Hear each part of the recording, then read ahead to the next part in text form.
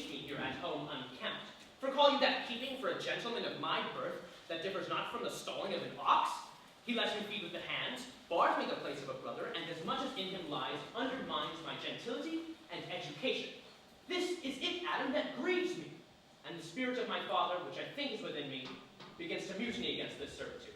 I will no longer endure it, though yet I know no wise remedy how to avoid it.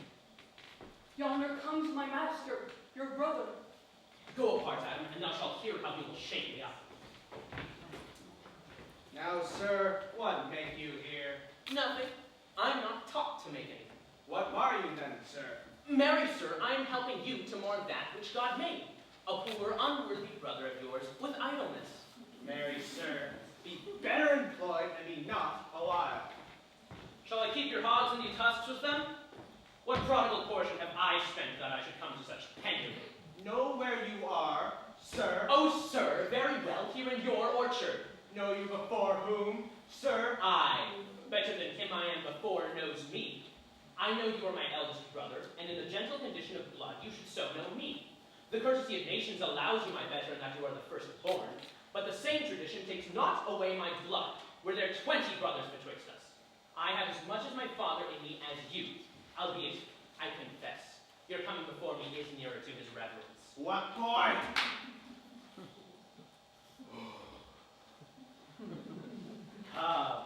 Come, my dear brother. You are too young in this. Wilt thou lay hands on me, villain? I am no villain. I am the youngest son of Sir Roland de Boys. He was my father, and he is thrice a villain that says such a father begot villains. Were thou not my brother, I would not take this hand from thy throat till the other had pulled out thy tongue for saying so. Thou hast railed on thyself. Sweet masters, be patient for your father's remembrance. Be at accord. Let me go, I say! I will not till I please.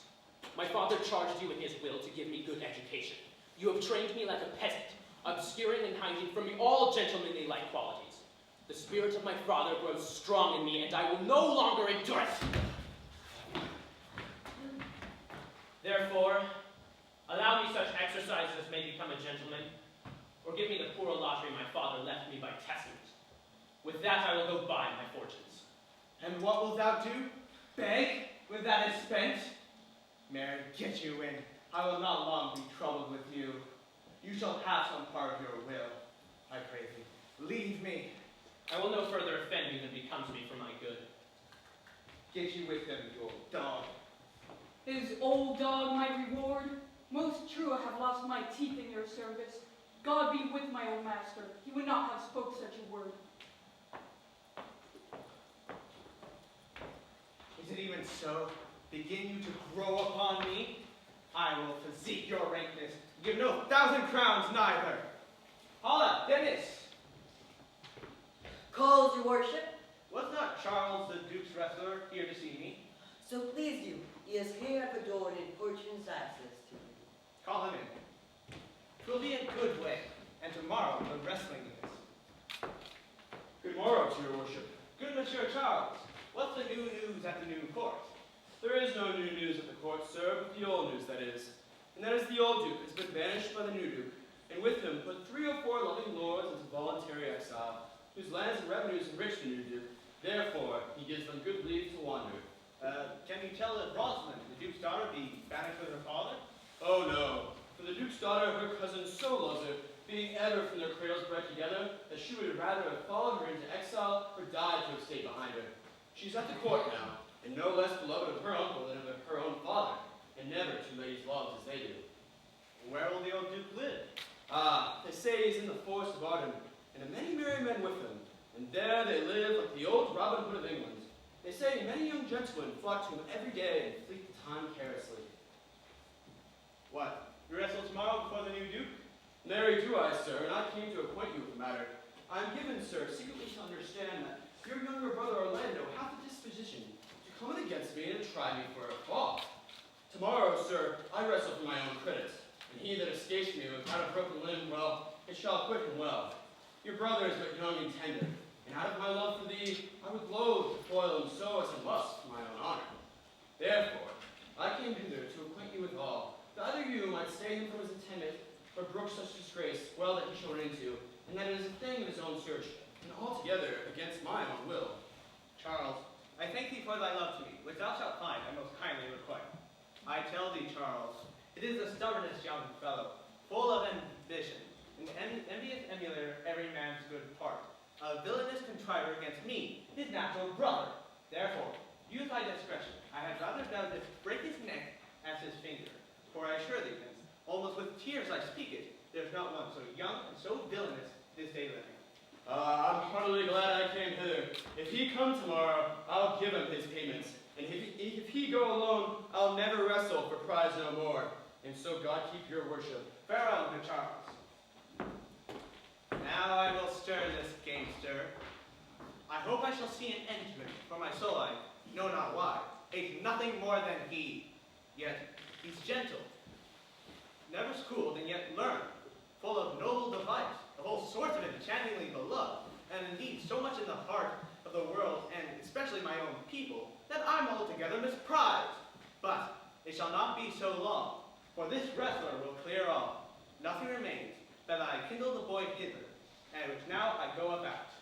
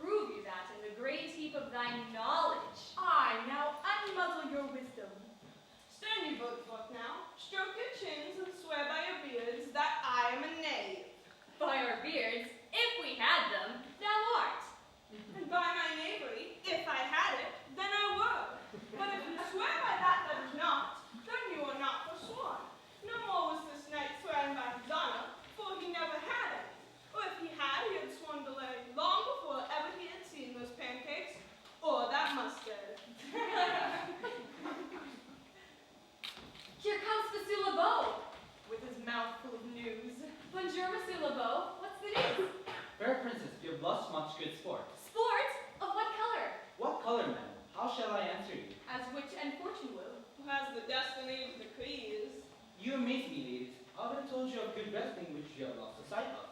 Tell us the manner of this wrestling. There comes an old man with his 3 sons, 3 proper young men of excellent growth and presence. The eldest of the 3 wrestled Charles, the Duke's wrestler, which Charles in a moment threw and broke 3 of his ribs that there was little hope of life in him. And so he served the second, and so the third. Yonder they lie, the poor old men, making such pitiful dole over them that all the beholders take his part with weeping. Alas, but what is the sport, monsieur, that the ladies have lost? Why, this that I speak of. Thus men may grow wiser every day. This is the first time ever I heard the breaking of ribs was sport for ladies. Or I promise thee. Is there any as longs to see this broken music in his sides? Is there yet another dotes upon this rib breaking? Shall we see this wrestling, cousin? You must if you stay here, for here's the place appointed for the wrestling, and they are ready to perform. Yonder sure they are coming. Let us now stay and see it.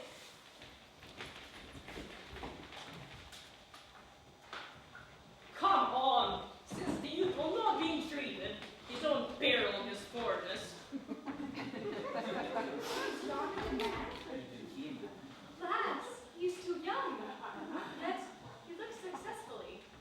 How now? Daughter and cousin, are you granted to see the wrestling? I, my liege, so please give us leave. You will take little delight in it, I can tell you. There is such odds in the man.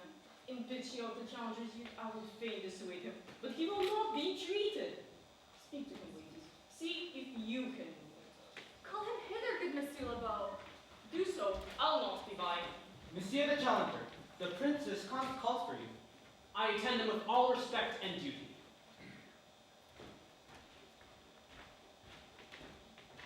Young man, have you challenged Charles the wrestler? No, fair princesses. He is the general challenger. I come but in as others do, to try with him the strength of my youth. Young gentleman, your spirits are too bold for your years. You have seen cruel proof of this man's strength. You pray for your own safety, to embrace your own sake, and give over this attempt. Your reputation shall not therefore be misprized. We will make it the suit to the Duke that this wrestling may not go forward. I beseech you, punish your not with your hard thoughts, wherein I confess me much guilty to deny so fair and excellent ladies anything.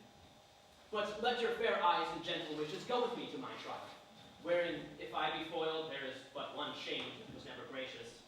If killed, but one dead that was willing to be so. I will do my friends no wrong, for I have none to lament me. The world no injury, for in it I have nothing.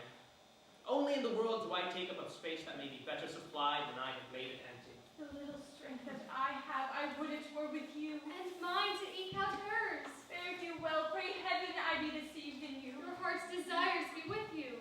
Come now. Where is this young gallant that is so desirous to lie with his mother earth? Ready, sir? Now Hercules be thy speed, young man. What I were invisible to catch the strong fellow by the leg.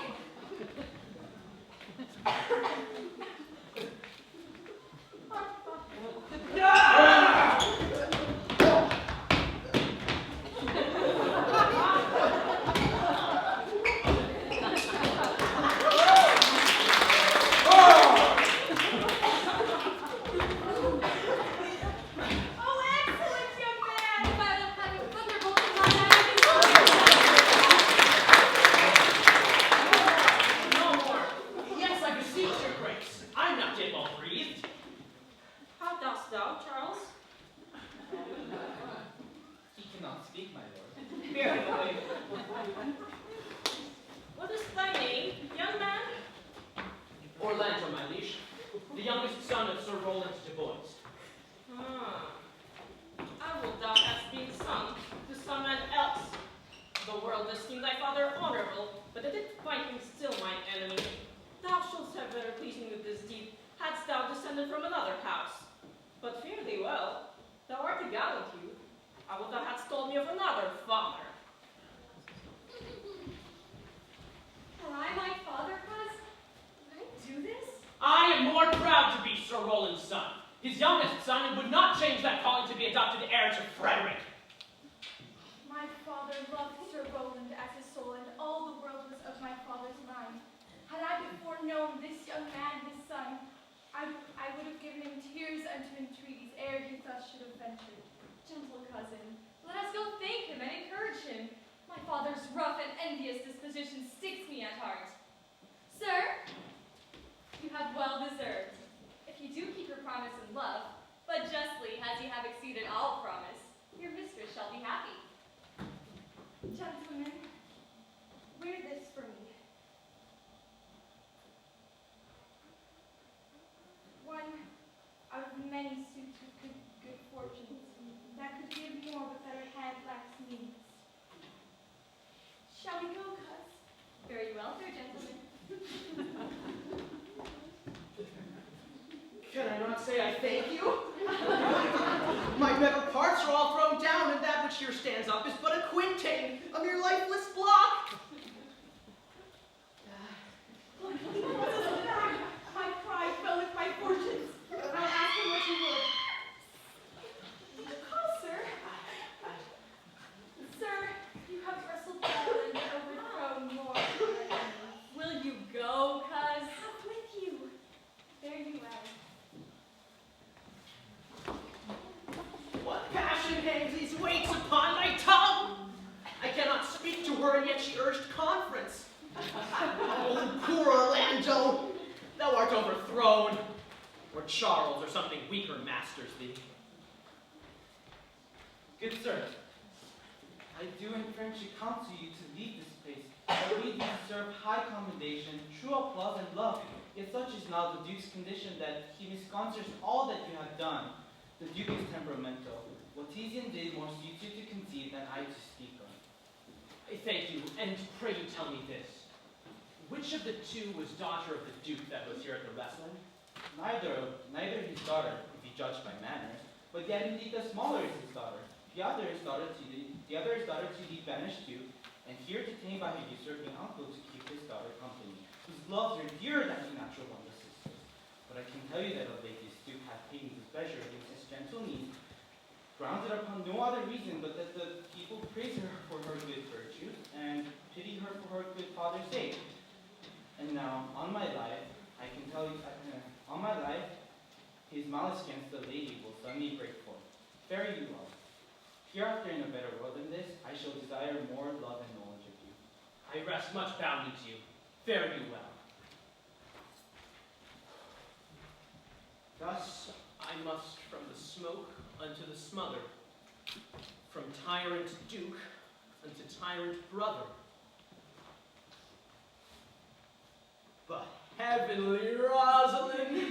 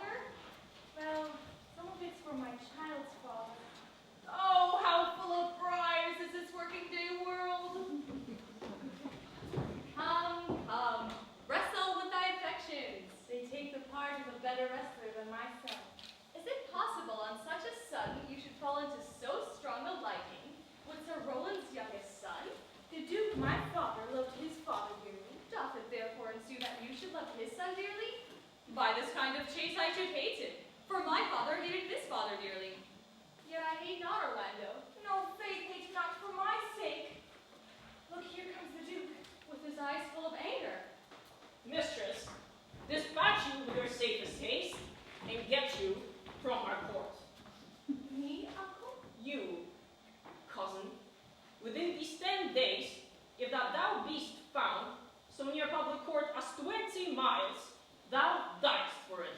I do beseech your grace, let me the knowledge of my fault bear with me. For dear uncle, never so much as in a thought unwarranted I offend your highness. Thus do all traitors, if their purgation did consist in words. They are as innocent as grace itself. Let it suffice thee, they trust thee not. Yet your mistrust cannot make me a traitor. Tell me whereon the likelihood depends. Thou art thy father's daughter. There's enough. So was I when your highness took his dukedom. So was I when your highness banished him. Treason is not inherited, my lord, or if we did derive it from our friends, what's that to me? My father was no traitor. Then good my liege, mistake me not so much to think my poverty is treacherous. Dear Silver, hear me speak. I seal you, send her for your sake. Else had she with her father ranged along. I did not then entreat to have her stay. It was your pleasure and your own remorse. I was too young at that time to value her. But now I know her. If she be a traitor, why, so am I. We still have slept together, rose at an instant, learned, played, eat together, and wherever so we went like Juno Swan, still comfort and inseparable.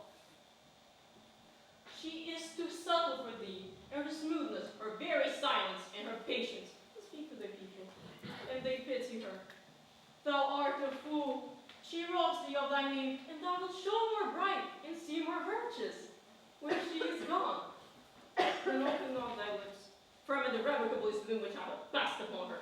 She is banished. Pronounce that sentence then on me, my liege. I cannot live out of her company. You are a fool. You niece, provide yourself. If you outstay the time, upon mine honor, and in the greatness of my word, you die.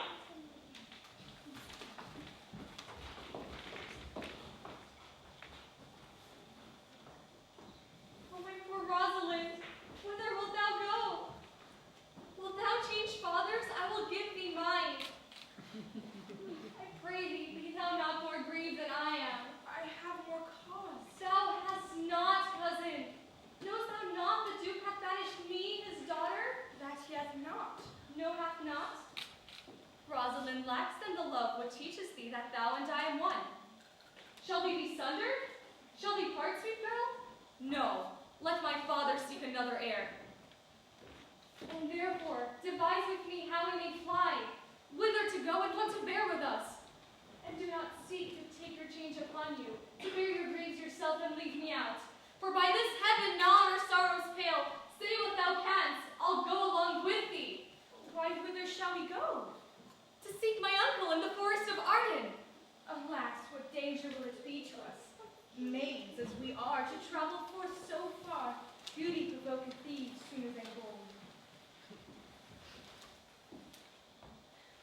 I'll put myself in poor and mean attire, and with a kind of umber smirch my face. The like do you, so we shall pass along and never stir assailants. But is it not better, because that I am more than common tall, that I did suit me all points like a man? A gallant curlax upon my thigh, a boar spear in my hand, and in my heart lie there what hidden women fear therewith. We'll have a swashing and martial outside, as many other mannish cowards have that do outface it with their semblances. What shall I call thee when thou art a man? I'll have no worse a name than Joe's own page, and therefore look, you call me Ganymede. But what will you be called? Something that hath a reference to my state. No longer Celia, but Aliena! But Celia, what if we essay to steal a clownish fool out of your father's court? Would he not be a comfort to our travel? He'll go over the wide world for me. Leave me alone to woo him. Let's away and get our wealth and jewels together. Devise the fittest time and safest way that will hide us from the pursuit that will be made after my flight. Now, going content, to liberty and not to banishment.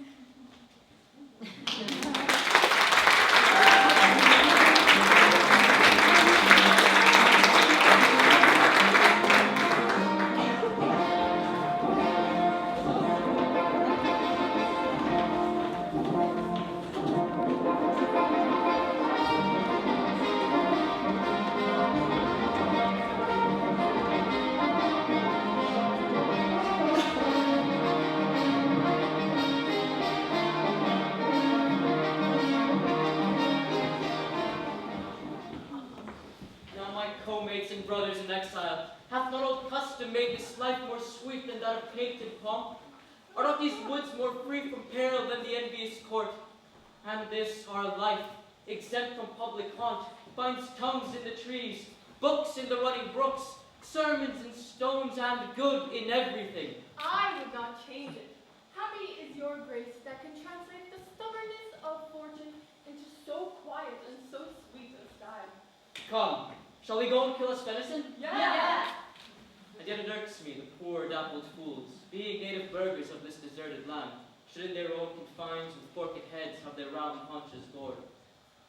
Indeed, my lord, the melancholy Jacob is pleased at that, and that kind swears to be more other, and those who rather have banished you. Today, my lord of Amiens and myself stood still behind him as he lay along under an oak tree, whose antique roots peep out upon the broken balls along his wood, to the coarse crested stab, and from his hunter's aim did come to language. But what said Jacques? He did not moralize the spectacle. Oh yes, into 1,000 similes. Poor dear, quoth he, thou makest a statement, as worldlings do, giving thy sum of more to that which had too much. Thus most invectively he pierceth through the body of the country, city, court. And yea, and this of our life, swearing that we are mere usurpers, tyrants, and what's worse, to fright the animals and to kill them up in their assigned and native dwelling place. And did you leave him in this contemplation? We did, my lord, weeping and commenting upon the dying deer. Show me the place. I love to cope with him in these solid fits, for then he is full of matter. I'll bring you to him straight.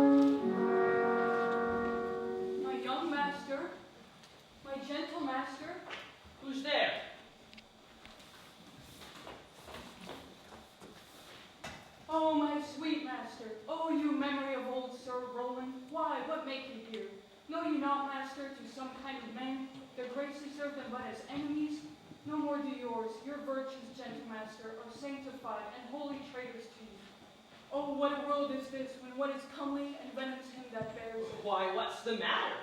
Oh, unhappy youth, come not within these doors. Within this roof the enemy of all your graces lives. Your brother hath heard your praises, and this night he means to burn the lodging where you used to lie, and you within it. If he fails of that, he will have other means to cut you off. I overheard him and his practices. This is no place. This house is but a butchery. Abhor it. Fear it. Do not enter it. Why, whither, Adam, wouldst thou have me go? No matter whither, so ye come not here. What, wouldst thou have me go and beg my food? Or with a base and boisterous sword enforce a thievish living on the common road? Oh, this I must do, or know not what to do. But do not so. I have 500 crowns, the thrifty hire I saved under your father, which I did store to be my foster nurse, when service stood in my old limbs lie lame, and unregarded age in corners thrown. Take that, and he that doth the ravens feed, yea, providently caters for the sparrow. Be comfort to my page. Here is the gold. All this I give to you. Let me be your servant. Though I look old, yet I am strong and lusty. Therefore my age is a lusty winter, frosty but kindly. Let me go with you. I'll do the service of a younger man in all your business and necessities. Oh, good old man. How well in thee appears the constant service of the antique world, when service swept for duty, not for gold. Thou art not for the fashion of these times, when none will sweat but for promotion. But come thy ways, we'll go along together, and ere we have our youthful wages spent, we'll light upon some settled low content. Master, go on, and I will follow thee, to the last gasp, with truth and loyalty. From 17 years till now, almost 80, here lived I, but live here no more. At 17, many their fortune seek, but at 80, it is too late for weak. Yet fortune cannot recompense me better than to die well, and not my master's debtor.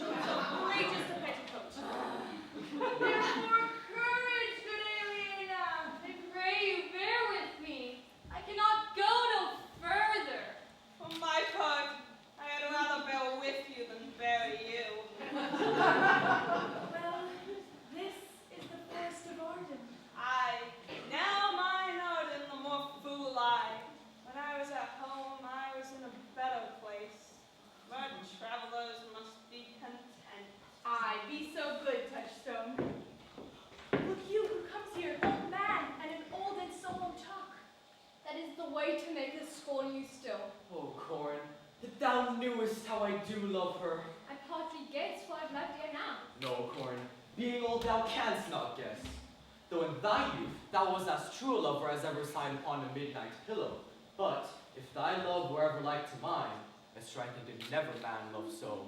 How many actions most ridiculous hast thou been drawn to by thy fantasy? Into 1,000 that I've forgotten. Oh, thou didn't then ne'er love so heartily. If thou rememberest not the slightest folly that ever love did make thee run into, thou hast not loved. Or if thou hast not sat, as I do now, wearying thy hearer in thy mistress's praise, thou hast not loved. Or if thou hast not broke from company, abruptly as my passion now makes me, thou hast not loved. Oh, Phoebe, Phoebe, Phoebe. Oh, poor shepherd, this shepherd's passion is much upon my fashion. And mine, I remember when I was in love. Oh, this shepherd's passion is much upon my fashion. And mine, but it grows something stale with me. I pray you, one of you question yon vanity for gold will give us any food. I faint almost to death. Paula, you clown! Peace, he's not my kinsman. Who gold? You're better, sir. Peace, I say. Good even to you. And to you, gentle sir, and to you all. I pray you, if for love or gold can in this deserted place buy entertainment, bring us where we may rest ourselves and feed. Here's a young maid that travels much oppressed and faints for succor. Yea, sir, I pity her, and wish for her sake more than for mine own, my fortunes were more able to relieve her. I was shepherd to another man. Alas, this cottage, flocks and barons of feed, are now on sale, and at our cottage now, by reasons of his absence, there is nothing you will feed on. But what is, come see, and in my voice most welcome for you. Who is he that shall buy his flock and pasture? That young swain you see here, so love sworn that little case of buying anything. I pray you, buy thou the flock, pasture, and the cottage, and thou shalt have to pay for it of us. And we will mend thy wages. I like this and would willingly waste my time in it. Assuredly the thing is to be sold. Go with me. If you like upon report, the soil, the profit, and this kind of life, I will your very faithful feeder be, and bide with your daughter at Sedley.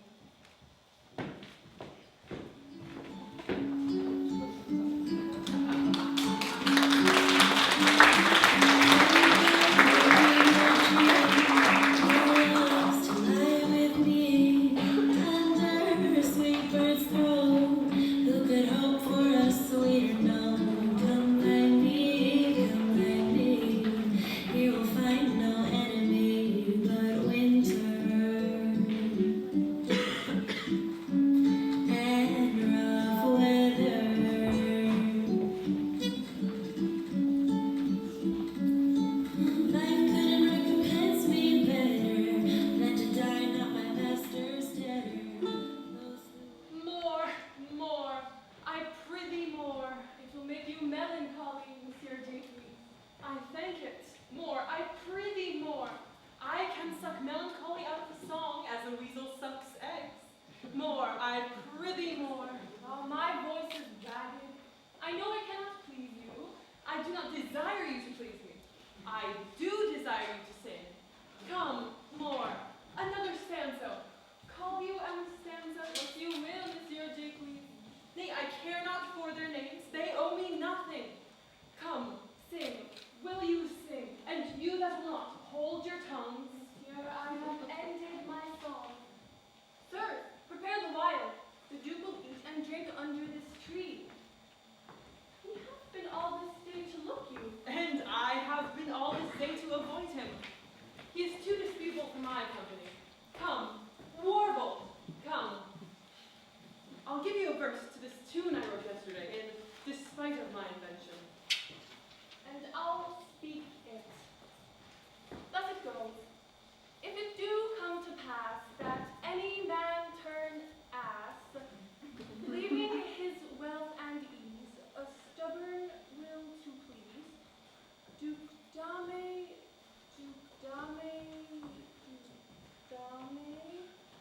here shall he see, gross fools is he, and if he will come to me, Duke Dame, what's that, Duke Dame? 'Tis a Greek invocation to call fools into a circle.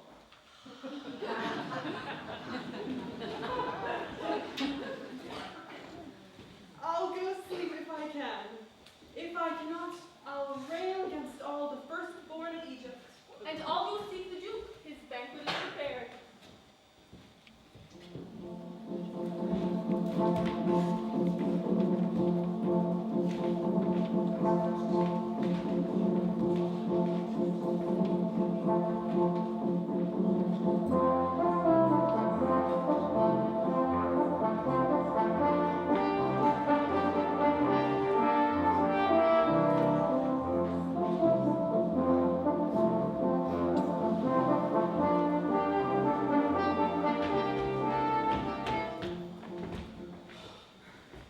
Dear master, I can go no further.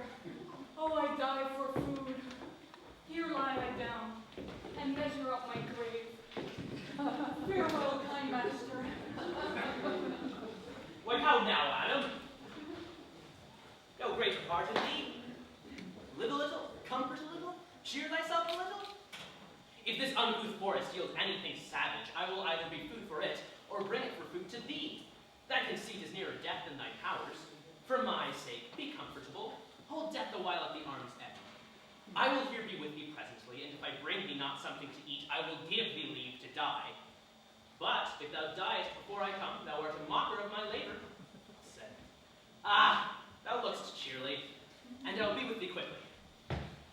Yet thou liest in the bleak air. Come, I will bear thee to some shelter, and thou shalt not die for lack of dinner if there live anything in this forest. Cheerly, good Adam.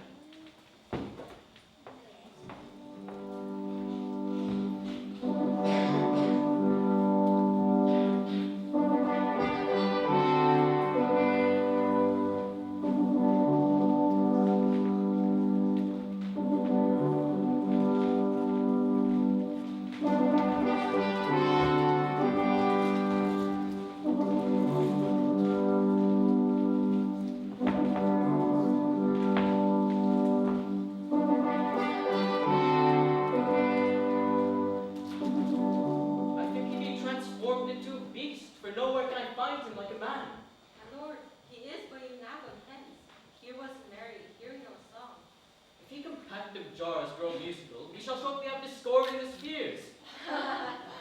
Go, seek him. Tell him I would speak with him. My lord, he stays merely from his own approach. Why, how now, monsieur? What a life is this that your poor friends must woo your company? What, you look merrily. A fool! A fool! I met a fool in the forest.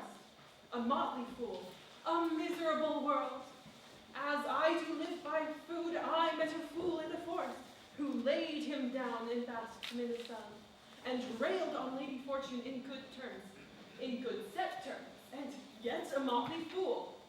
Good morrow, fool, quoth I. No, sir, quoth he.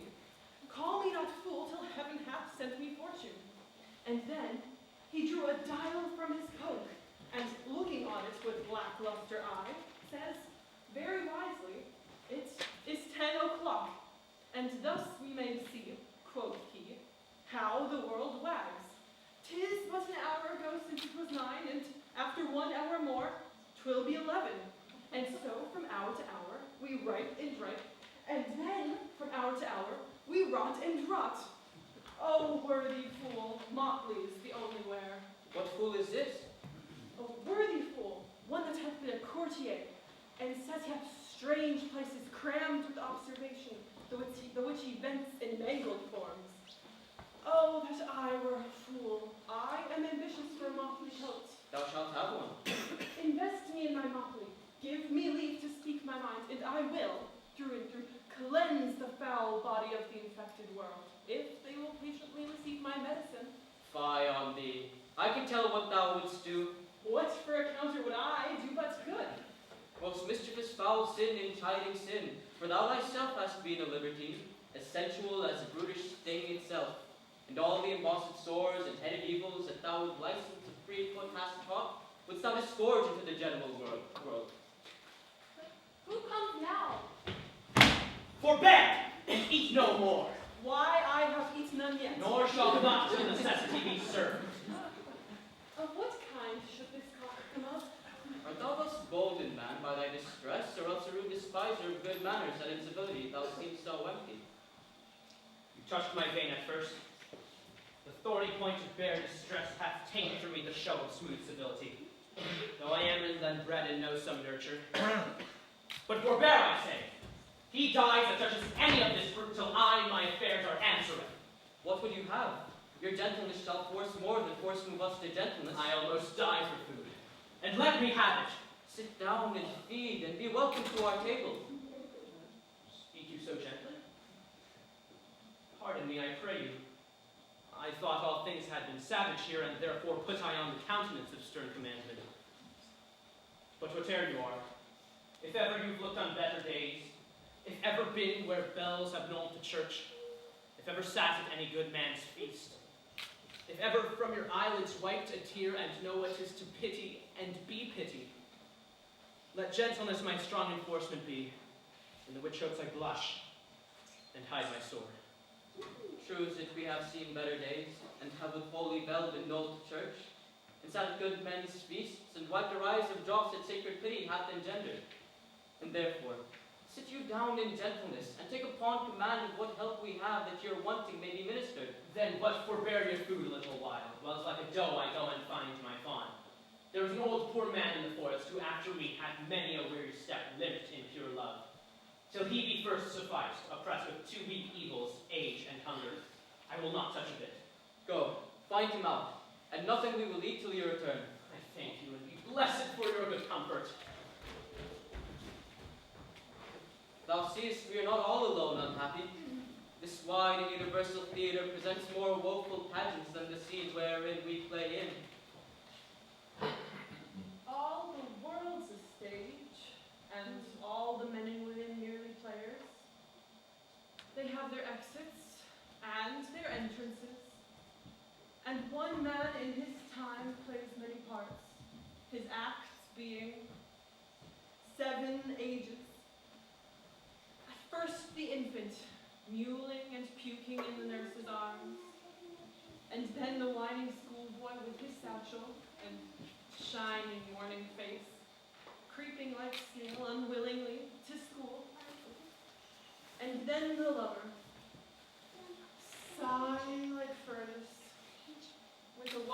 ballad made to his mistress's eyebrow. And then a soldier, full of strange oaths and bearded like the pard, jealous in honor, sudden and quick in quarrel, seeking the bubble reputation even in the cannon's mouth. And then the justice, in fair round belly, with good cape and line, with eyes severe and beard of formal cut, full of wise saws and modern instances, and so he plays his part. The sixth age shifts into lean and slippered pantaloon, with spectacles on nose and pouch on side. His youthful hose, well saved, the world too wide for his shrunk shank and big manly voice. Journey of one childish personal pipe settled voice in his sound.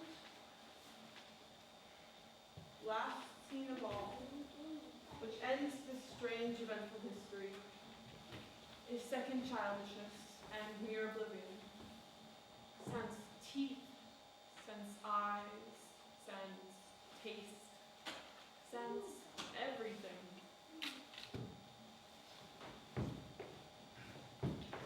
Welcome. Sit down, your venerable burden, and let him feed. I thank you most for it. So how do you need? I scarce can speak to thank you for myself. Welcome. Fall to. I will not trouble you as yet to question you about your fortune.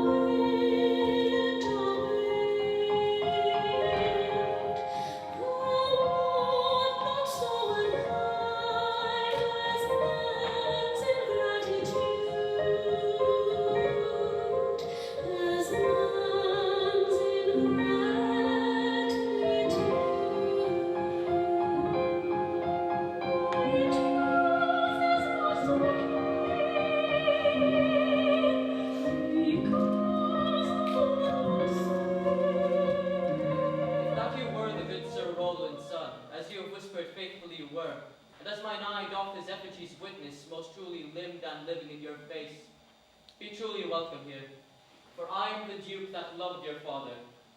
The residue of your fortune. Come to my cave and tell me. Good old man, thou art right as welcome here as thy master is. Support him by the arm. Give me your hand, and let me all your fortunes understand.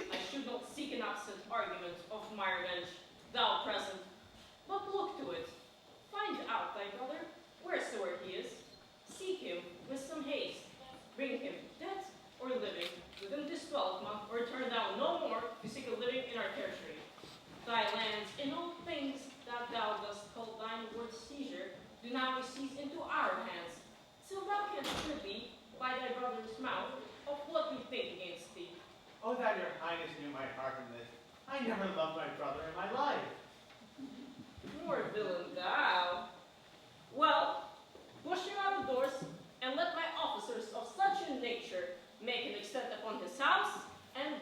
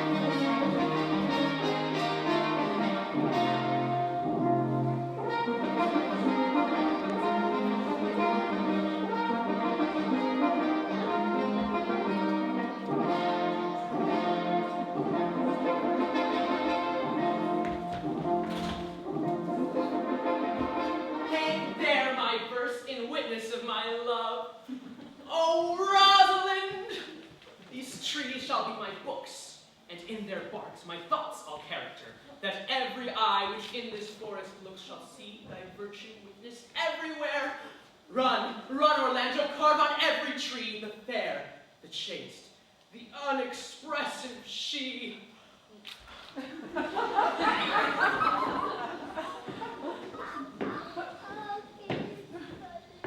how like you the shepherd's heart, Master Touchstone? Truly, shepherd, in respect of itself, it is a good life. But in respect that it is a shepherd's life, it is not. In respect that it is solitary, I like it very well. But in respect that it is private, it is a very vile life. Now, in respect that it is in the fields, it pleaseth me well. But in respect that it is not in the court, it is tedious. As it is fair life, mind you, it fits my humor well. But as there's no more plenty in it, it goes much against my stomach. I studied philosophy in thee, shepherd. No more, but that I know the more and second was Elysius. And he that wants many means and content is without having a friend. But the property of brave is to wait and fire to burn. That good pasture makes fat sheep, and a great cause of the night is that of the sun. That he that hath heard no wit by nature nor art makes him take of good breeding, or comes of a very dull kindred. Why, such a one is a natural philosopher. Here comes young Master Ganymede, my new mistress's brother. From the east to the western end, no jewel is like Rosalind. Her worth being mounted on the wind, through all the world bears Rosalind. All the pictures fairest lined are but black to Rosaline. By new sewing years together, dinners and suppers and sleeping hours accepted. It is but dairy maids stomping on the look. Out, fool! For a taste. Winter garments must be lined, summer slender Rosaline. Sweetest nut has sourest rind, such a nut is Rosaline. He has sweetest rose must find love's quick and Rosaline. Such is the very false gallop of verses. Why do you infect yourself with them? Please, you dull fool, I found them on a tree. Truly, the tree yields bad fruit.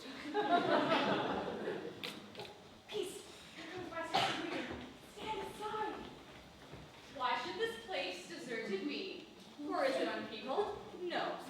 Poems all hang on every tree that shall civil saying show. For Rosalind, of many parts, by heavenly synod was devised, of many faces, eyes, and hearts, to have the touch his dearest prized. Heaven would that she these gifts should have, and I to live and die her slave. Oh, most gentle Jupiter, what tedious homely of love have you wearied your parishioners withal, and never cried, have patience, good people? How now? Shepherd, go off a little. Go with him, sirrah. Come, shepherd, let us make an honorable retreat. Not bag and baggage, yet with script and scrippage. Didst thou hear these verses?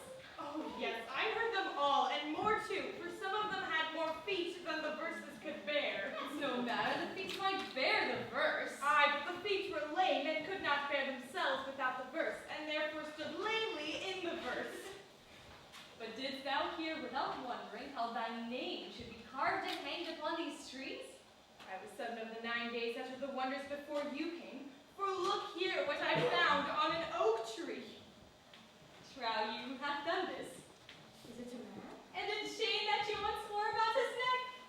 Change your color, I prithee who? Is it possible? Nay, I prithee with most petitionary vehemence, tell me who it is. Oh, wonderful, wonderful!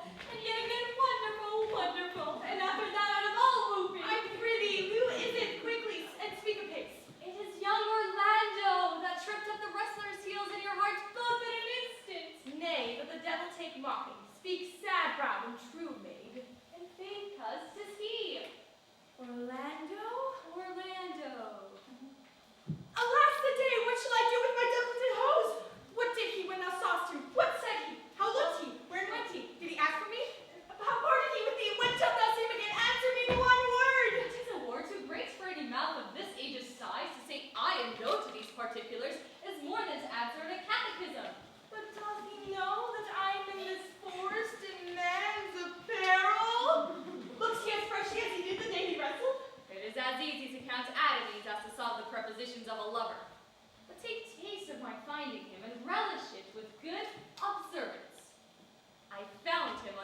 tree like a dropped acorn. It may well be called Jove's tree when it drops forth such fruit. Give me audience, good madam. Proceed. There he lay, stretched along like a wounded knight. Though it be a pity to see such a sight, it well becomes the ground. Cry Paula to thy tongue, I prithee, it covers unseasonably.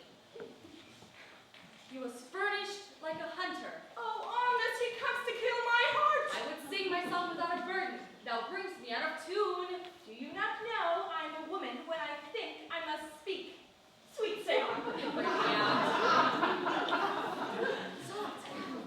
Comes he not here? 'Tis he. Slink by and note him. I thank you for your company, but, good faith, I had rather be myself alone. And so had I. But yet for fashion's sake, I thank you too for your society. God be with you. Let's meet as little as we can. I desire we may be better strangers. I pray you mar no more trees by writing love songs in their barks. I pray you mar no more of my verses with reading them ill-favourably. Rosalind is your love's name? Yes, Judge. I do not like her name.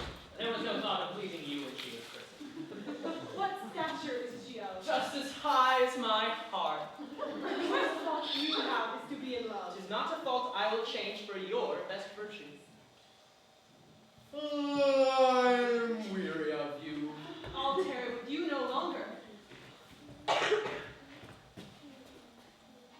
Farewell, good Signor Love. I'm glad of your departure. Adieu, Monsieur Melancholy.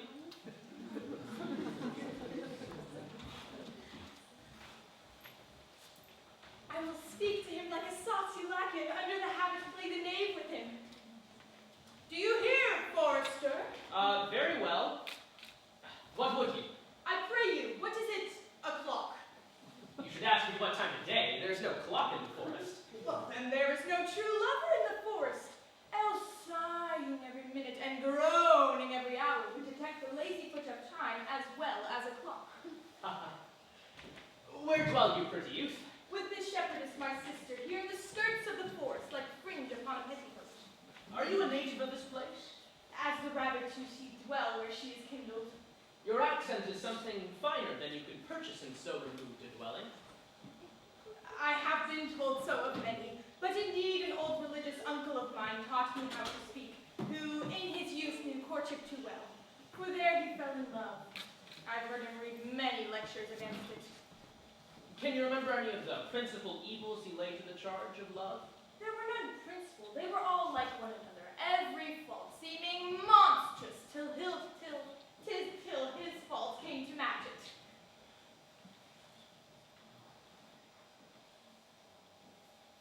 But I'll tell you some of the things that I see here in the forest. There's a man haunts the forest, abusing our young plants by carving the name Rosalind on their barks, hangs odes upon hawthorns, elegies upon brambles, all forsooth deifying the name of Rosalind. If I could find that fancy monger, I would give him some good counsel, for he seems to have the quotidian of love upon him. I am he that is so love-shaped. Pray you, tell me your remedy. There were none of my uncle's marks upon you. He taught me how to know a man in love, in which cage of rushes I'm sure you are not prisoner of. What were his marks? A lean cheek, which you have not. A blue eye and sunken, which you have not. An unquestionable spirit, which you have not. A beard neglected, which you have not. Your hose should be ungartered, your bonnet unbandaged, your sleeve unbuttoned, your shoes untied, and everything about you demonstrating a careless desolation. But you are no such man. You are rather point device in your accoutrements, as loving yourself than seeming the lover of any other. Fair youth, I would I could make you believe I love. Me? Believe it? You may as soon make her you love believe it, in which I warrant she's apter to do than to confess she does. But in good sooth, are you he that hangs the verses on the trees, wherein Rosalind is so admired? I swear to the youth, I am that he, that unfortunate he. But are you so much in love as your rhymes speak? Neither rhyme nor reason could express how much. Well, I tell you, love is merely a madness, and I tell you,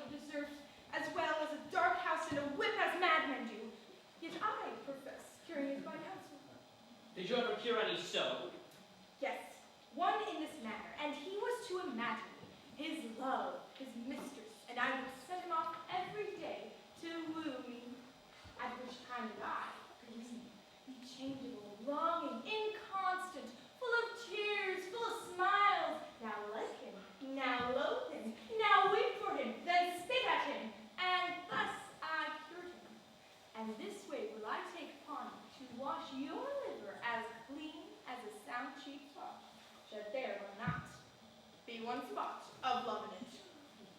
I would not be cured, youth. I would cure you if you would but call me Rosalind and come every day to my cottage and woo me. Now, by the faith of my love, I will. Tell me where it is. I will show you where it is if you come along, and by the way, you shall show me where in the forest you live. Will you go? With all my heart, good youth. Nay, you must call me Rosalind. Come, sister, will you go?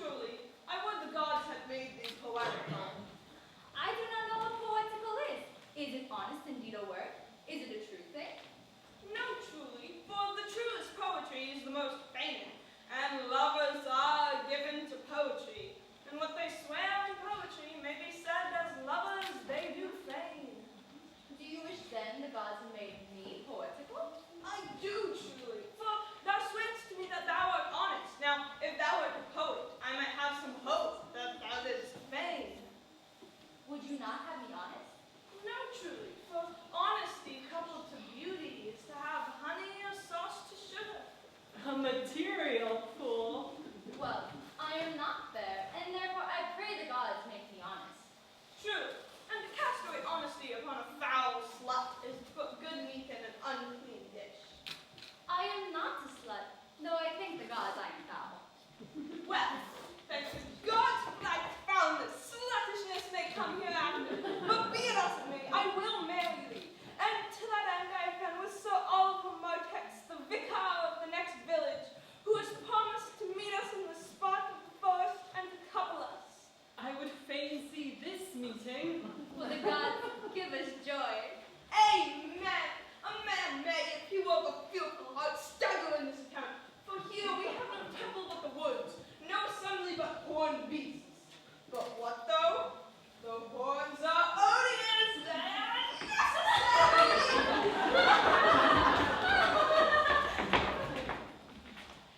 Here comes Sir Oliver. Sir Oliver Martex, you are well met. Will you dispatch us here, under this tree, or shall we go with you to your chapel? Is there none to give the woman? I will not take her, gift of any man. Surely she must be given. Over marriage is not lawful. Proceed, proceed. I'll give her. Good evening, good monsieur, what you call. You are very well met. I am very glad to see you. Will you be married, Motley? As the ox hath his bow, the horse his curve, and the falcon her bells, so hath man his desires. And as pigeons bill, so wedlock would be nibbling. And will you, being a man of your breeding, be married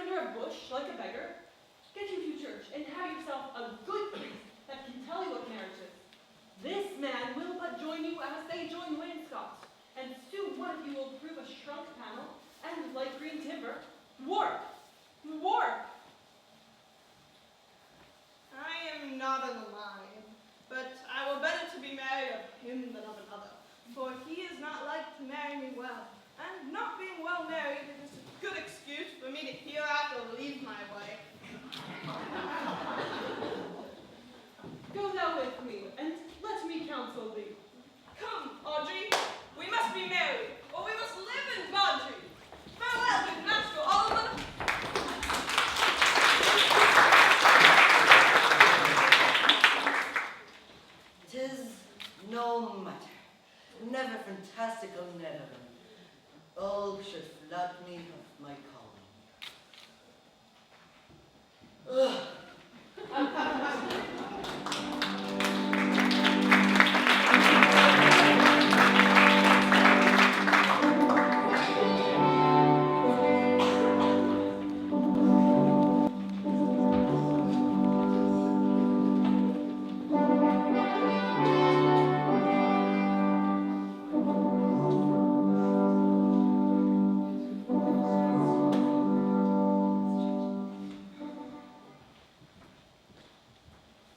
Never talk to me, I will weep. Do I prithee, but yet have the grace to consider that tears do not become a man.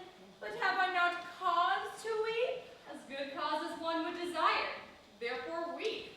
His very hair is of a dissembling color, something browner than Judas's. Marry, his kisses are Judas's own children. But why did he swear he would come this morning, but comes not? Nay, there is certainly no truth in him. Do you think so? Yes. I do not think of him as a horse stealer or pig purse, but for his verity love, I do think of him as concave as a covered goblet or a worm-eaten nut. Not true in love?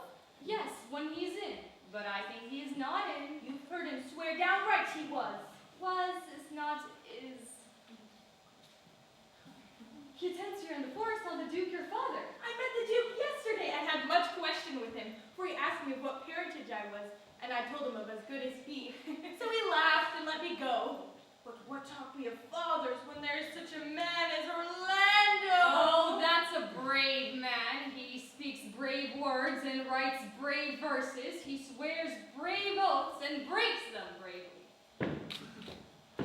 Who comes here? Mistress and master, you have oft inquired after the young shepherd that complained of love, whom you saw sitting by me on the turf, praising the proud disdainful shepherdess that was his mistress. Well, and what of him? If you will see a pageant truly played between the pale complexion of true love and the red glow of scorn and proud disdain, go hence a little, and I shall conduct you, if you will mark it. Oh, come, let us remove the sight of lovers feedeth those in love. Bring us to the sight, and you shall say a busy actor in their play.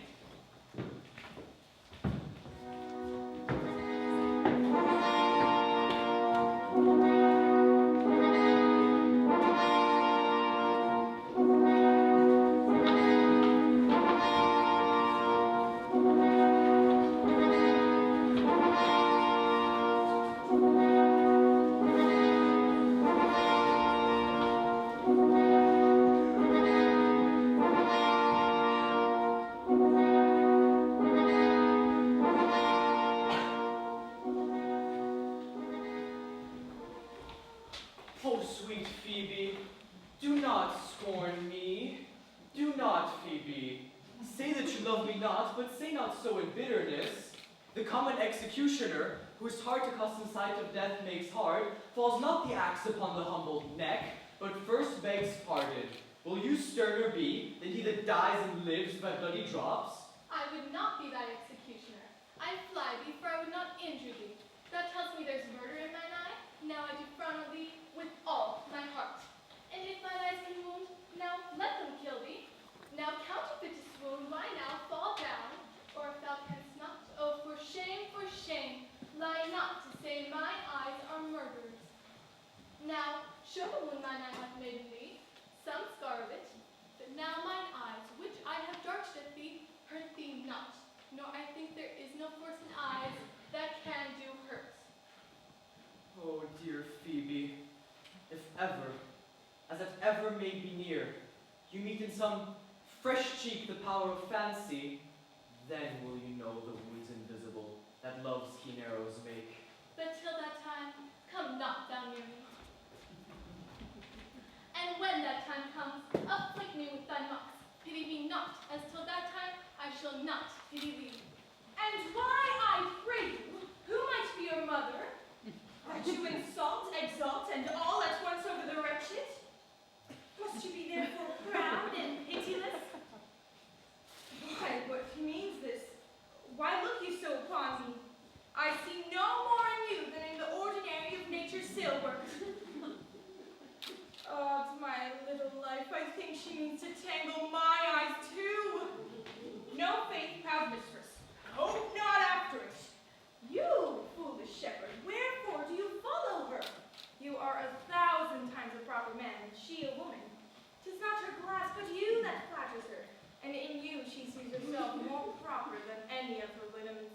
over.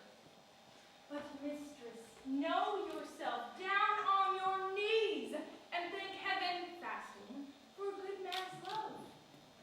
For I must tell you friendly in your ear, you are not for all markets.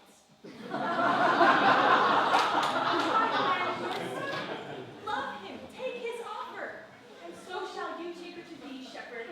Fare you well. Sweet youth, were you shinier together? Shall you shine than this man blue? He's fallen in love with your foulness, and she'll fall in love with my anger. Why look you so upon me? For no ill will I bear you. Well, do not fall in love with me, for I am falser than vows made in wine. Besides, I like you not. Will you come, sister? Shepherd, ply her hard. Come, sister. Shepherdess, be not proud. Though all the world could see, none could be so abused in sight as he. Come to our flock. Dear shepherd, now I find I saw a might. Whoever loved that loved not at first sight. Oh, sweet Phoebe, What sayest thou, Sylvius? sweet Phoebe, pity me. Why, I am sorry for thee, gentle Sylvius. Wherever sorrow is, relief would be. If you do sorrow to my grief and love, then your sorrow and my grief are both extermined. Thou hast my love. Is that neighborly? I would have you. Why, that were covetousness. Sylvius, the time was that I hated thee. And yet it is not that I bear thee love, but since thou canst talk of love so well, thy company, which erst was irksome to me, I will endure. And I'll employ thee too. But do not look for further recompense thine own gladness that thou art employed. So holy and so perfect is my love, and I, in such a poverty of grace, that I shall think it most plenteous crop, to glean the broken years after the man that the main harbor sweeps. Loose now and then a scattered smile, and that I'll live upon. Knowest thou the youth that spoke to me erewhile? Not very well, but I have met him oft, and he hath got the bounds at a cottage that the old peasant was once master of. Think not I love him, though I ask for him. 'Tis but a peevish boy, yet he speaks well. But what use have I for words? Yet words do well when he who speaks them pleases those who hear. It is a pretty youth, not very pretty, but sure he's proud, and yet his pride becomes him. There be some women, Sylvius, who having marked him in parcels as I did, would have gone near to fall in love with him.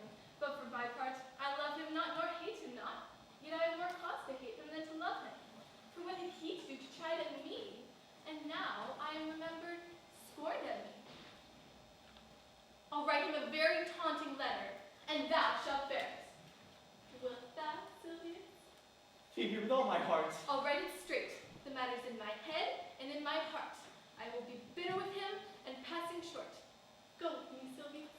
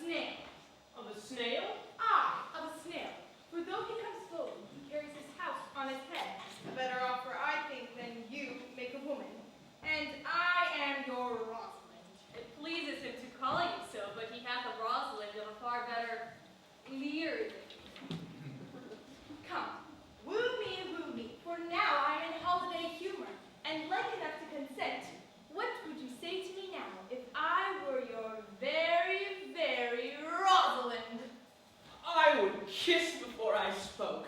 Nay, let us speak first. For lovers lacking, God warn us, the cleanliest shift is to kiss. Who could be out being before his beloved mistress? Well, in her person, I say I will not have you. Well, then in my own person, I die. No, Faith. The poor world is almost 6,000 years old, and in all this time, no man has died in a love cause. Men have died from time to time, and worms have eaten them, but not for love.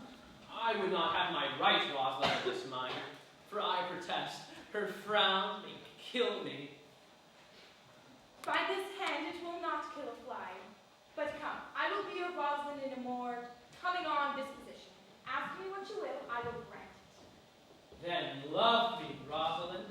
Yes, faithful I, Fridays, Saturdays, and all. And wilt thou have me? I and 20 such. What sayest thou? Are you not good? I hope so. Why then, can one desire too much of a good thing? Come, sister, you shall be the priest and marry us. Give me your hand, Orlando.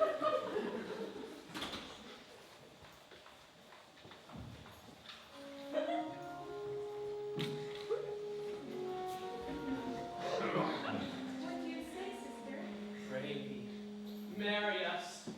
I cannot say the words. You must say, will you, Go Orlando? to. Will you, Orlando, have to wife this Rosalind? I will. When? Why now? As fast as she can marry us. Then you must say, I take thee, Rosalind, for my wife. I take thee, Rosalind, for wife. And you take me, Orlando, for my husband. Now tell me how long you would have her after you possessed her. Forever and a day. Say a day without the ever. No, no, Orlando. Men are April when they bloom, December when they wed. Maids are May when they are maids, but the sky changes when they are wives. I will be more jealous of you than a cock pigeon over his hen, more clamorous than a parrot against rain, more giddy in my desires than a monkey. But will my Rosalind do so? By my life, she will do as I do. Oh, but she is wise. For these 2 hours, Rosalind, I will leave thee. No, faith, I cannot lack thee 2 hours. I must attend the Duke at dinner. By 2 o'clock, I will be with thee again. Go your ways, for I knew what you would prove. That flattering tongue of yours warned me. 2 o'clock is your hour. Aye, sweet Rosalind. If you break one jot of your promise, or come 1 minute behind your hour, I will think you the most pathetical, heartbreak, and hollow lover. Therefore, beware, my Senjir, and do not break your promise. With no less religion than if thou art indeed my Rosalind.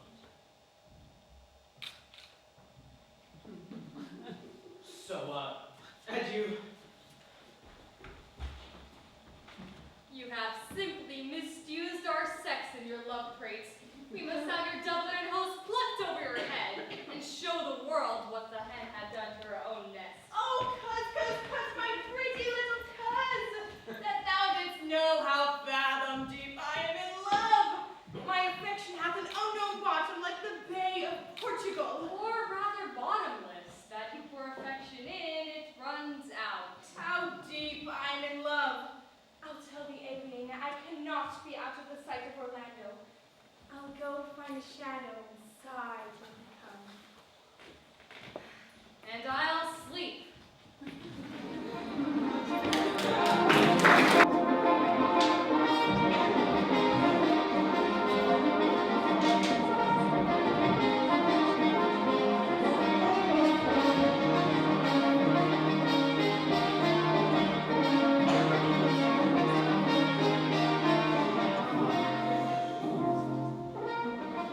Why, how now? Is it not past 2 o'clock, and here much Orlando? I warned you, with pure love and troubled brain, he had taken his bow and arrows and has gone forth to sleep. Ah, look who comes here. My errand is to you, fair youth. My gentle Phoebe did bid me give you this. I know not the contents, but, as I guess, by the stern brow and waspish action, which she did use as she was writing of it, it bears an angry tenor. Pardon me, if I am his guiltless messenger.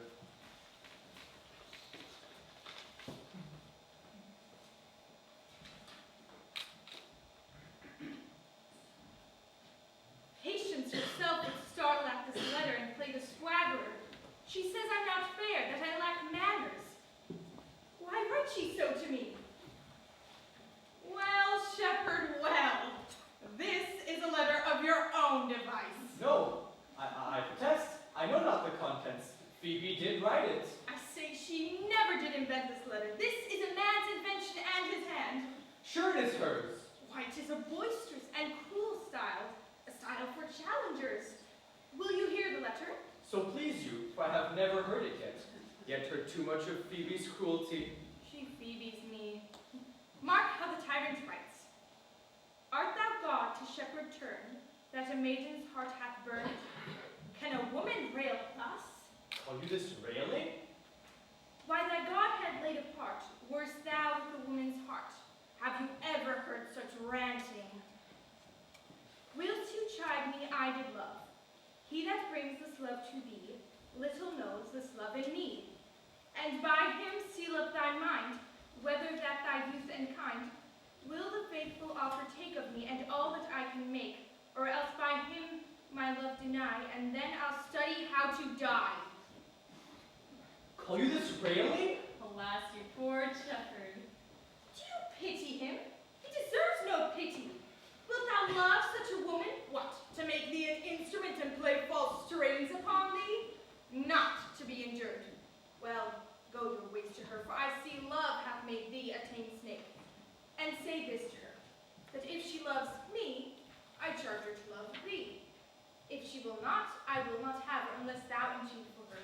Hence, not a word, for here comes more company. Good morrow, fair ones. May you, if you know where the pearliest of this forest stands, a cottage fenced around with olive trees?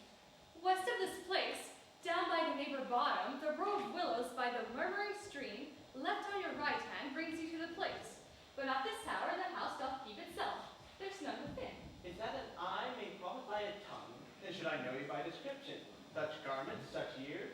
Are you not the owners of the house I did inquire for? It is no boast being asked, to say we are. Orlando doth commend of you both, and to that youth he calls his Rosalind, he sends his bloody napkin. Are you he? I am. What must we understand by this? Some of my shame. If you will know of me, what man I am, and how, and why, and where this handkerchief was stained. I pray you tell it.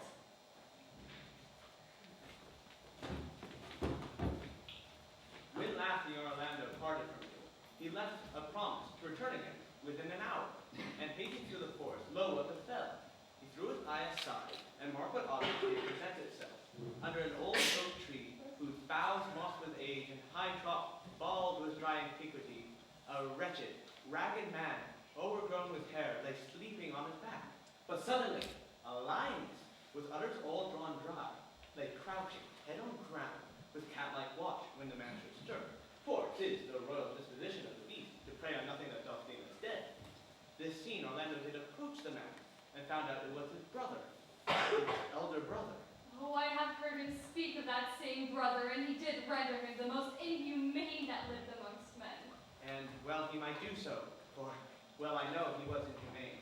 But you, Orlando, did he leave him there food to the sucked and hungry lioness? Twice did he turn his back and propose so. But kindness, nobler ever than revenge, and nature, stronger than this just occasion, made him give battle to the lioness, which quickly fell before him, in which, hurtling from miserable slumber, I awaked. Are you his brother? Was it you he rescued? Was you that did so often contrive to kill him? 'Twas I, but 'tis not I. I do not shame to tell you what I was, since my conversion so sweetly tastes, being the thing that I am. But for the bloody napkin. By and by. From first to last betwixt us two, tears our countenance had most kindly bathed, of how I came to this deserted place. In brief, he led me to the gentle Duke, who gave me fresh array and entertainment, committing me onto my brother's love, led me instantly onto his cave. There stripped himself, and here upon his arm the lioness had torn the flesh away, which all this while had bled. And now he fainted, and cried in fainting upon Rosalind. Brief, I recovered him, and bound up his wound, and after some small space, being strong at heart, sent me hither, stranger as I am, to tell a story, that you might excuse his broken promise, and to give this napkin, dyed in his blood, unto that shepherd youth, that henceforth was called his Rosalind.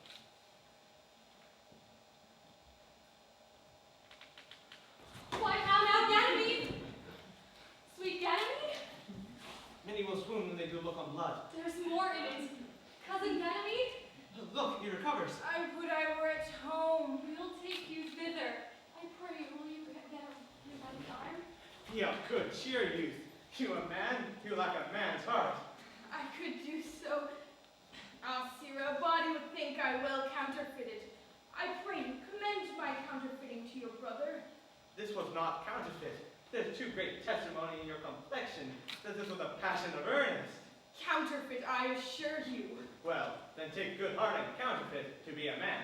So I do, but in faith I should have been a woman by right. You look paler and paler. Pray you draw homewards. Good sir, go with us. That will I, for I must bear answer back how you excuse my brother, Rosalind. I shall devise something, but I pray you, commend my counterfeiting to him. Will you go?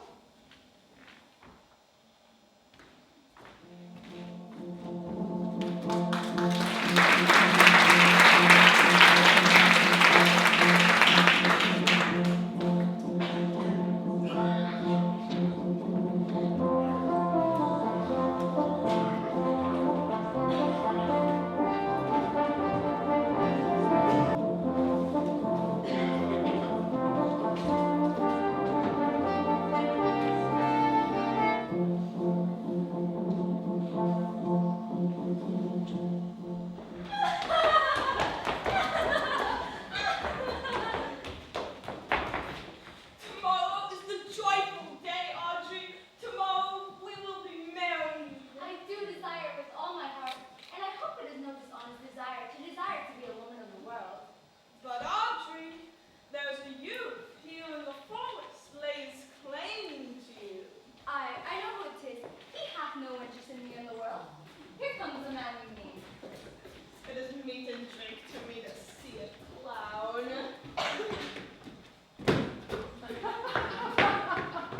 Good evening, Audrey. Good evening, William. And good evening to you, sir. Good gentleman, come ahead, be pretty, be covered. How old are you, friend? 25, sir. Like age. Is that name William? William, sir. Fair name. What's going on in the forest here? Sir, I thank God. Thank God! A good answer. Art thou rich? Faith, sir. So. So is good, very good, very excellent good. And yet it is not. It is but so. Art thou wise? I, sir, have a pretty wit. Why, they say it's well. I do now remember a saying, the fool doth think he is wise, but the wise man knows himself to be a fool. You do love this maid. I do, sir. Give me your hand. What? Art thou learned? No, sir. Then learn this of me. To have is to have, and I am he that will have. Which he, sir? He, sir, that must marry this woman. Therefore you, clown, abandon, which is in the vulgar league, the society which in the boorish is company of this female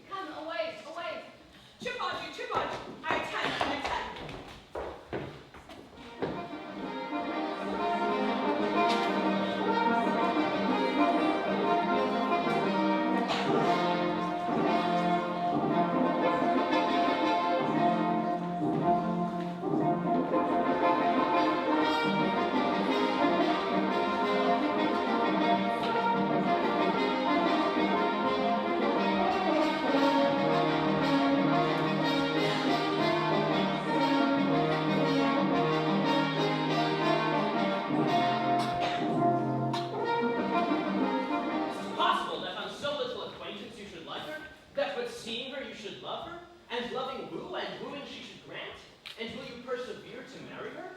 Neither call the giddiness of it in question, the poverty of her my sudden wooing, nor her sudden consenting.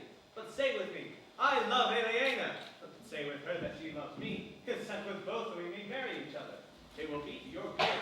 For our father's house and all the revenue that was all Sir Roland will I estate upon you. Here live and die a shepherd. You have my consent. Let your wedding be tomorrow. Thither I will invite the Duke and his contented followers. Go you and prepare Aliena. For look you, here comes my Rosalind. God save you, brother. And you, fair sister. Oh, my dear Orlando, how it grieves me to see thy heart in a scarf. It is my arm. I thought thy heart had been wounded with the claws of a lion. Wounded it is, but with the eyes of a lady.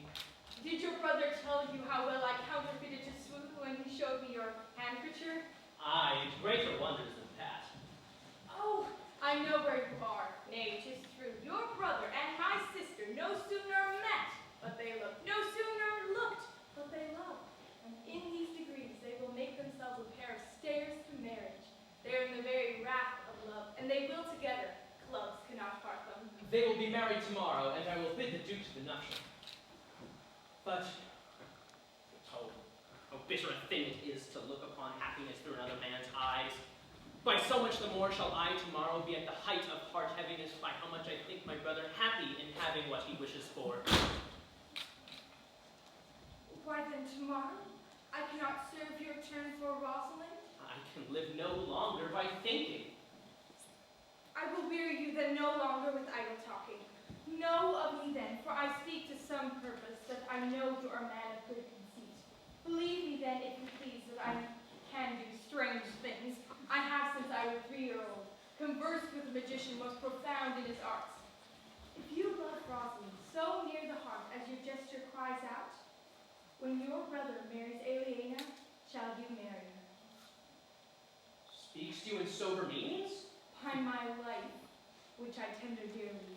Therefore put yourself in your best array, bid your friends, for if you will be married tomorrow, you shall, and to Rosalind if you will. Oh, here comes a lover of mine and a lover of hers. You could not with much ungentleness to show the letter that I writ to you. I cannot if I had. It is my study to seem despiteful and ungentle to you. You are there, followed by a faithful shepherd. Look upon him, love him. He worships you. Good shepherd, tell this youth what 'tis to love. Young of sighs and tears, and so am I for Phoebe. And I for Ganymede. And I for Rosalind. And I for no woman. Is to be all made of faith and service, and so am I for Phoebe. And I for Ganymede. And I for Rosalind. And I for no woman. Is to be all made of fantasy, all made of passion, and all made of wishes, all adoration, duty, and observance, all purity, all trial, all observance. So am I for Phoebe. And so am I for And Ganymede. so am I for Rosalind. And so am I for no woman. If this be so, why blame you me to love you? If this be so, I blame you me to love you. If this be so, why blame you me to love you? Who do you mean why blame you me to love you? To her that is not here nor doth not here. I pray you no more of this. I will help you if I can. I would love you if I could. Tomorrow, meet me all together. I will marry you if ever I marry a woman, and I'll be married tomorrow. I would satisfy you if I could satisfy you if ever I satisfy a man, and you shall be married tomorrow. I would content you if what pleases you contents you, and you shall be married tomorrow. As you love Rosalind, meet. As you love Phoebe, meet. And as I love no woman, I'll meet. So fare you well, I have left you with commands. I'll not fail if I live. Nor I. Nor I.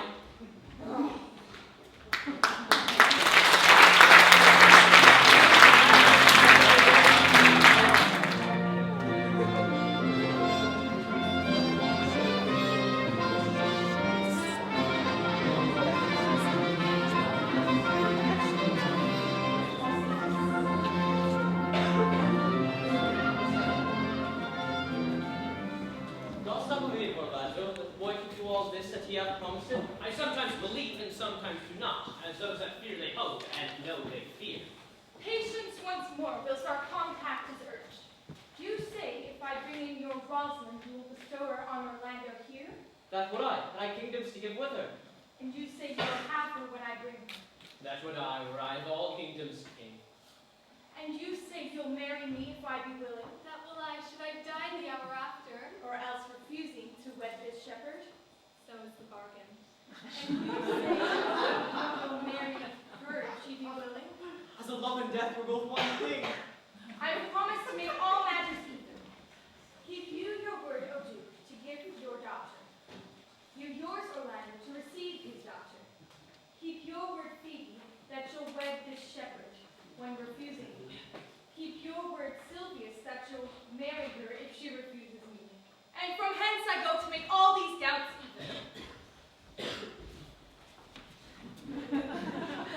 I do remember in that shepherd voice some lively touches of my daughter's favor. My lord, the first time that I ever saw him, methought he was a brother to your daughter. But, my lord, this boy is forest born, and hath been taught in the rudiments of many desperate studies by his uncle, whom he reports to be a great magician, obscured in the circle of this forest. There is sure another flood coming, and these couples are coming to the ark. Here comes a pair of very strange beasts, which in all tongues are called fools. Salutation and greeting to you all. Good my lord, bid him welcome. This is the mock-minded gentleman that I have so often met in the forest. He hath been a courtier, he swears.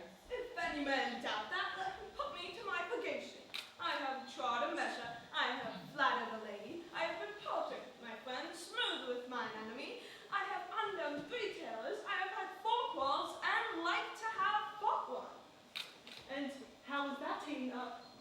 Think, we met and found the quarrel was upon the 7th cause. What 7th cause? Good my lord, like this fellow. I like him very well. By my faith, he's very swift and sententious. But for the 7th cause, how did you find the quarrel in the 7th cause? Upon a lie, 7 times removed. Bear your body more seeming, Audrey. As thus, sir, I did dislike the cut of a certain courtier's beard. He sent me word that if I said his beard was not well cut, he was in the mind it was. This is called the retort courteous. If I sent him word again it was not well cut, he would send me word he cut it to please himself. This is called the quick marks. If again it was not well cut, he disabled my judgment. This is called the reply churlish. If again it was not well cut, he would answer I spake not true. This is called the reproof valiant. If again it was not well cut, he would say I lied. This is called the counter-check quarrelsome, and so too the lie circumstantial and the lie direct. And how oft did you say his beard was not well cut? I durst go no further than the lie circumstantial, and he durst not give me the lie direct. So we measured swords and parted. Can you nominate in order now the degrees of the lie? I will name you the degrees. The first, the retort courteous. The second, the reply churlish. The third, the reproof valiant. The fourth, the quit modest. The fifth, the counter-check quarrelsome. The sixth, the lie circumstantial. And the seventh, the lie direct. All these you may avoid with an if. It's an if. If you said so, then I said so. Your if is the only peacemaker. Much virtue in if. Good my lord, is this not a rare fellow? He's as good as anything, and yet a fool. He used his folly like a stalking horse, and under the presentation of that he shoots his wit.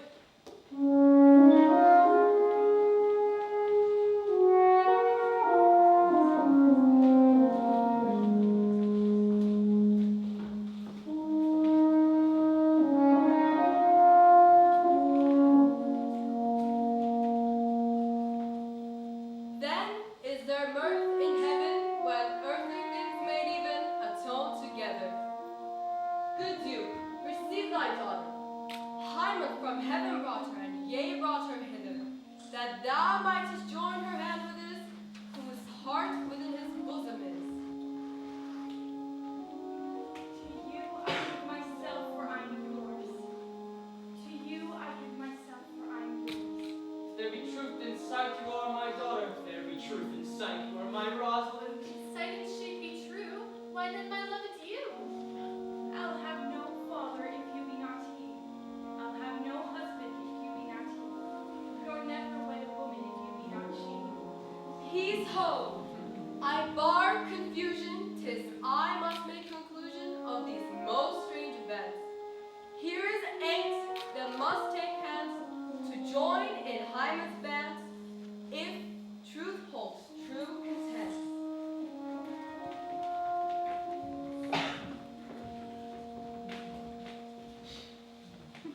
You and you know cross-shot hearts. You and you are heart in heart. You to his love must accord, or have a woman to reward. You and you are sure together as the winter to mild weather. Marriage is great Gino's crown, a blessed bond of board and bed. 'Tis marriage peoples every town, high wedlock then be honored. Honor, high honor, and renown. To marriage, God of every town. Oh, my dear niece, welcome thou art to me. Even daughter, welcome in no less degree. I will not eat my word. Now thou art mine. Thy faith, my fancy to be doth combine. Let me have audience for a word or two. I am the second son of old Sir Roland, that bring tidings to this fair assembly. Duke Frederick, upon hearing how that every day men of great worth resorted to this forest, hath addressed a mighty power, which were on foot in his own conduct, purposely to take his brother here, and put him to the sword.